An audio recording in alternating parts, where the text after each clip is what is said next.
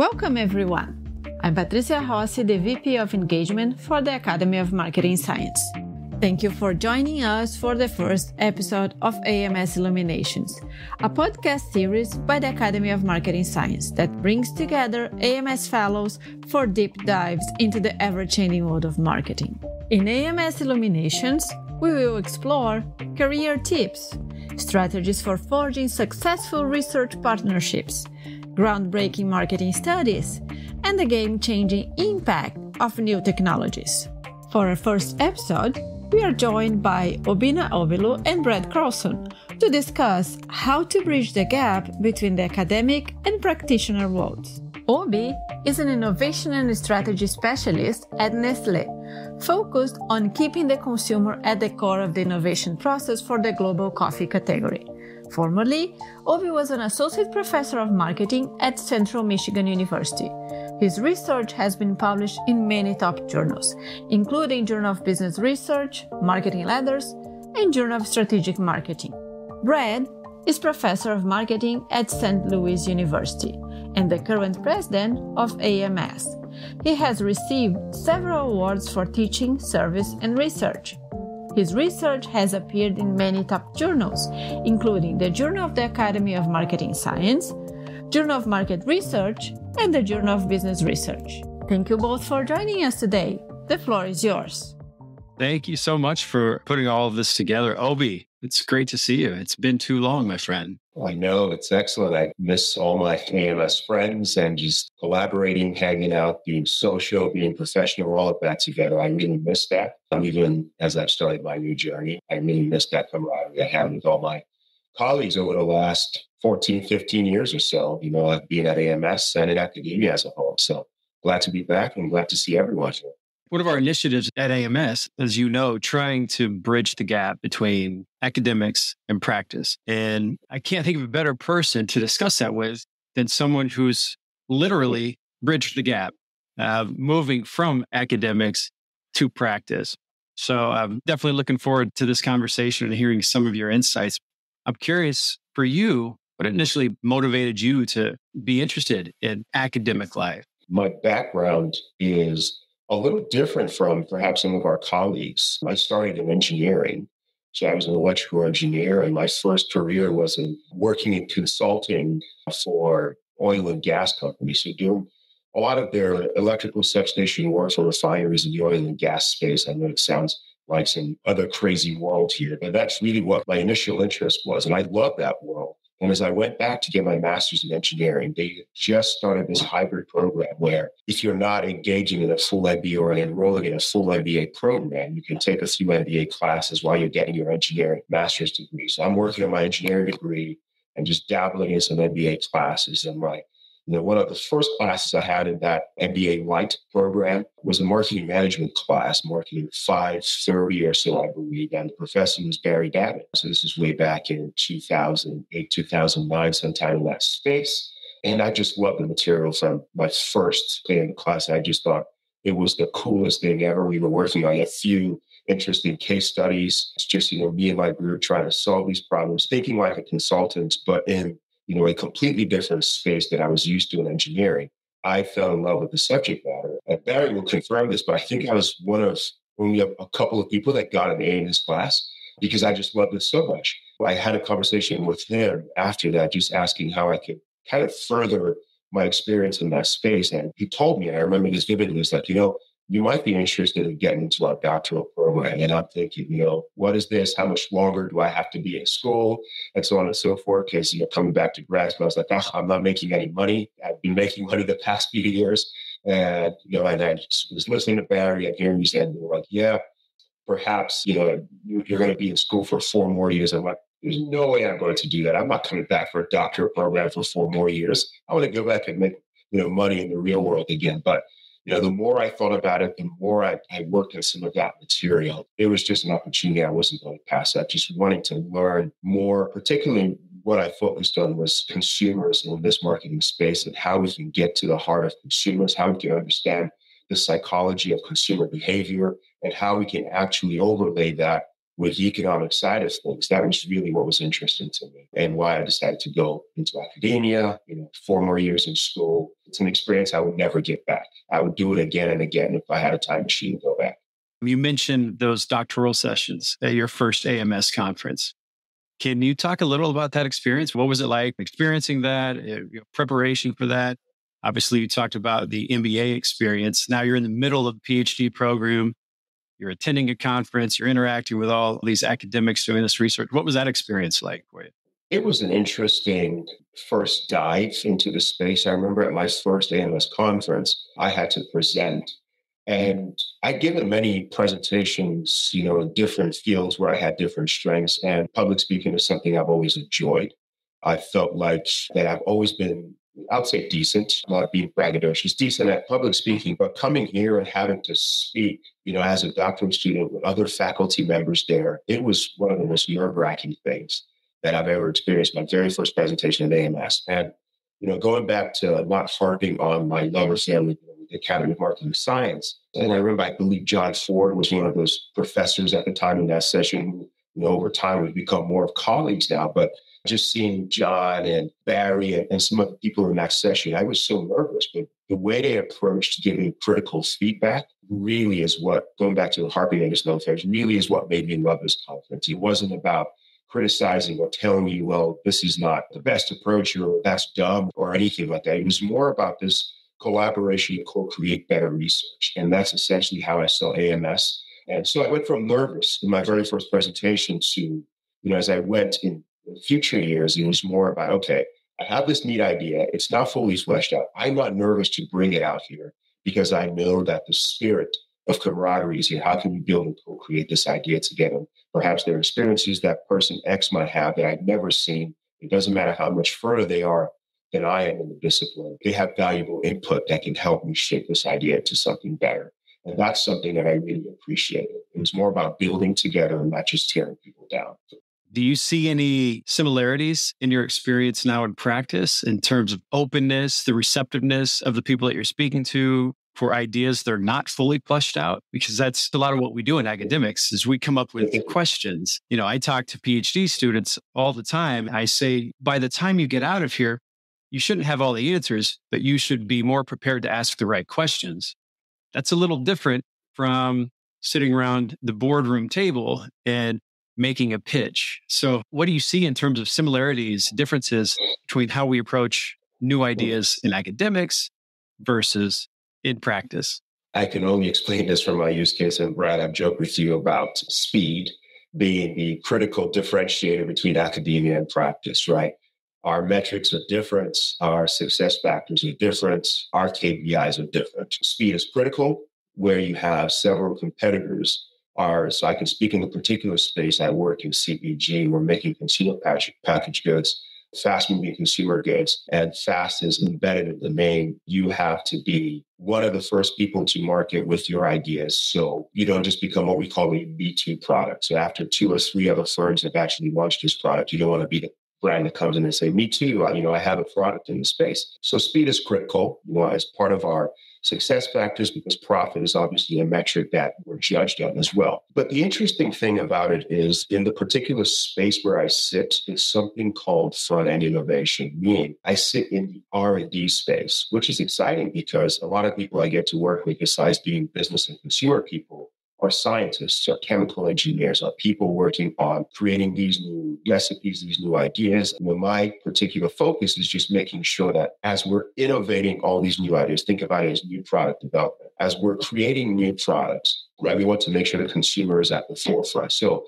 within the space where I sit in R&D, while all those metrics, the profitability, all those KPIs we measure are still extremely important, there's a lot more tolerance for ambiguity. There's a lot more tolerance for go out there and really talk to this ever-evolving consumer, this ever-changing consumer. What's happening in their world, and how do we bring their voice to guide our science and technology in the development of food and beverages for consumers all around the world? So yes, as a whole, there's a lot more things need to happen very quickly. But where I sit specifically within research and development, there's a little bit more tolerance, still faster. Our research still has to happen faster. So we don't have the time to say, well, we're going to go through this review process over the next 6 months. That's absolutely mental in this world, right? We're talking in weeks instead of months, and things. We're having multiple research and research loops happening within the span of a month versus having all the time to go back, really think about this ambiguous concept that we truly want to understand, fleshing it out, and get into this extremely rigorous process of peer review and peer feedback. Our focus more is on how can we get great information in the fastest way possible? And we get to work with a lot of research partners around the world on this. So there's still some room, some tolerance for ambiguity, but speed has to be a critical factor that's incorporated into that overall learning and tolerance for ambiguity. So differences, but we're seeing some of that openness to learning from how academia approaches problems as well. The feedback process. So you mentioned the journal process. Obviously, it's a lengthy process, somewhat slow, but it's a blind process, which I'm curious, what is the feedback process from your perspective between practice and academics? Where in academics, we have people who they don't know where the idea is coming from necessarily, who's proposing this idea. You're not dealing with that same type of situation in the boardroom. They're looking at you as you deliver this information. Do you notice any type of difference in the quantity of feedback, the quality of feedback? Is there a perceivable difference in getting blind feedback versus someone looking you in the face and saying that idea is not solid? It's a distinct process. And this is where I would say the first divergence really happens between academia and practice. The blind process is absolutely necessary as we continue to build the body of knowledge of academia. We want to make sure that we are truly pushing the boundaries and learning, but as we continue to incorporate the scientific process, we want to make sure there are no biases. As you and I might be writing this paper, and we want to make sure that our peers, people at the same level as us, have the ability to critically question, the things, the thought that we're putting forth to make sure that this actually contributes to growing the body of knowledge. It's different in practice because we don't have this peer grouping. The boardroom might be, and this is where we see more of a hierarchy, right? The people that are sitting in that boardroom and you're making these presentations to are definitely above you in that hierarchy because you're giving them the input to enable their decisions that eventually brings those profits in the future. But the boardroom puts that absolute trust in you by appointing you to this specific position as the gatekeeper of the research, as the presenter of the ideas. They have the utmost trust in you. It's not a contingent or a series of peers critically assessing an idea to make sure it meets the standard of contribution to our overall body of knowledge. It's more, you are the bastion, you are the gatekeeper of this knowledge, and we trust that this research you're bringing in, because of this faith we have in you, this research you're bringing us guides us to make the right decisions for where we invest our resources to bring products to market. So that's where that main divergence exists between practice and academia. And as you talk about those types of situations and your academic training that's being utilized in the world of practice, how much do you look back or pull from academic research now that you're making decisions for real brands, real companies in the marketplace? I will say that it's twofold here. The first fold is the process in and of itself. Because we have they're not diametrically opposed, but two different approaches to research in academia and practice. One that emphasizes rigor and making sure that there is enough of a contribution, and another that still wants that rigor but emphasizes speed. What my academic training brings is the process. Is how can I, within this framework of moving a lot faster, still bring that rigorous process into this overall approach to research and practice?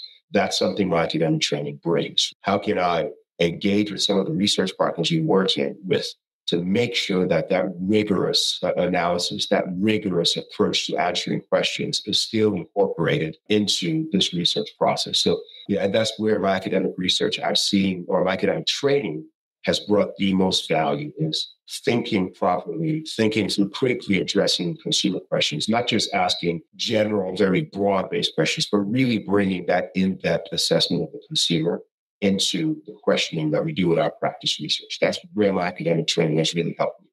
And the second fold is my academic training within the context wherein I work, so if I look at consumer behavior, is there enough work coming out of there that is being utilized in practice? And I think that's where we can get better in academia. In the first phase, absolutely. The process, the training, the rigor and speed, there's a lot of training that is automatically just being able to be applied in that space. But in the actual work coming out from academia and its relevance to practice, and I can speak in the consumer space specifically, are there tons of research that we're seeing being applied on a day-to-day basis or having value for practitioners on a day-to-day basis? And I feel like that's where we really need to incorporate, we need to bring our efforts into bridging that gap. Process great, but how do we bring content greater and making that bridge? Is it perhaps developing a subfield that really focuses on more practice versus building theory overall? Or is there some kind of evolution or some kind of interaction that happens there? I can't really fully map what that should look like, but I know for a fact that there should be more efforts, at least from the academic side, towards really bringing out content that bridges that gap, being more relevant to practice so we can see more of that being used on a day-to-day basis. So clearly you have firsthand experience of sitting around and having a conversation about academic research with practitioners. If you could share with everyone who's listening to this, because most of us are going to be working on academic research, what did the conversation consist of? What were the things that sitting around the table, those who did look at this article and this research, what are the things that they were paying attention to? What are the things that maybe were not being discussed or, were not as relevant for the conversation? Because I think that's a really good way for us as academics to bridge that gap, is to speak the language and address issues that are relevant. That is an easy question. Managerial implications. That was it. Just a clearly defined section on managerial implications that was in layman speak that could easily be translated into action. If we have a 15, 25-page journal article that has, a lit review section, right? Connection to theory section, methodological section, results section, folks sitting around in practice really are not paying attention to those first 20 or 25 pages. It's almost like we get down right to the managerial implications section. What is the story that the results of this research telling that is relevant to me in practice? That is all that was discussed. Nobody paid us, second of attention to methods. And it's interesting because these folks I'm talking to are all people that have varying levels of expertise in methodology. They've worked for all the big research agencies around the world. So it's not like they are folks that have no methodological experience. These are really highly trained researchers. Yet that was not their focus because speed is important. How can we find a story here? And the thing is, there's a lot of respect from practice towards academia, a lot of respect. So essentially, the whole point is we trust all the research you've done. We trust your theory building. We trust the methods you're using. We're not questioning any of that. We believe that because of the rigor that is implied within academia, that you've done your due diligence and it's gone through the peer review process. So we trust that all of that is great and awesome. Now, because we trust all of that, we don't have the time to review that. What is the actual story here that has relevance to me? So my contention would be that's just a very simple way to really start to make these things relevant for practice is tell a managerial story. Don't just summarize the results and say X, Y, and Z. Tell some story as to how, my findings in this space from experiments 1, 2, 3, and 4 actually have relevance to what practitioners are doing in the real world. Even if it's a tangential link, start to make those links and tell a story. Practitioners love a story that is clear and is connected to what they're doing. All right, so I'm going to put you on the spot. I'm going to challenge you to put back on your academic hat. You've been on the side where you're writing these articles and you've spent 2 years doing this research. And now you're trying to put in clear, articulated words. Here's what my implications are for managers. I have a couple components to this question. First of all, when you were in academics writing these articles, did you feel like you were good, that you were effective at communicating the managerial implications of your research? If that's the first question, I would say across the works that I worked on, No, I wasn't. I wasn't perfect. And I think a lot of us would share that same sentiment that we may not necessarily have been perfect. And, the issue at hand here is much larger than just what me or you or any other researchers working on.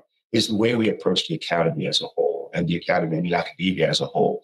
And that discussion is much larger than just this conversation. It's what is that research process? What does that look like? Is it just this black race to get as many publications as possible? And there are defined ways and approaches to the way you're supposed to craft this research so it fits within those channels, those pipelines, those ways of working for research. And when that becomes inculcated into academics, straight from our PhD program to being professors out there in the world, we learn if you need to publish journal A, these are the steps you have to follow. So you start writing in that particular way without necessarily thinking about managerial implications. So I think a lot of us get guilty of that in thinking about how do we get this? Yes, the idea is great, the rigor is great, but how do we get this shaped properly to fit within X journal or Y journal?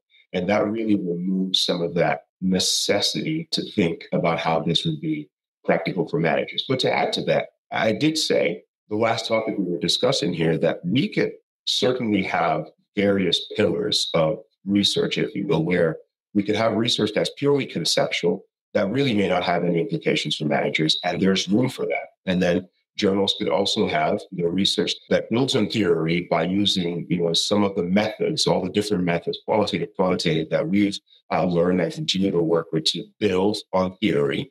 But I believe that we can also have a clearly defined pillar that has implications for practice. And again, let it not just be a natural fallout from the research we do, but actually a clearly defined pathway for certain researchers that want to work in that space, the resources dedicated to helping and getting those researchers to want to publish in those spaces. So I think if we can clearly define research relevance for practice as a sub-pillar of overall research, I think we can begin to bridge that gap and make some of us, or a lot of us, more effective in telling that story to managers. So to answer your first question, I don't think I was as effective in my time, but I think steps like I just outlined might be one way to address that for researchers that want to work in that space. Obi, thanks for your response to that question and all of the insights that you've shared up to this point. We still have a lot of topics to discuss, but we'll do that when we continue this conversation in episode 2 of AMS Illuminations. Thank you for joining us for part 1 of Obi and Brad discussion. Please join us next week for the next part of the conversation. And be sure to subscribe to AMS Illuminations so that you don't miss out our episodes. If you have a question or topics you'd like to be up for discussion on AMS Illuminations, email ams-web@outlook.com. For more information about AMS and AMS Illuminations, visit ams-web.org.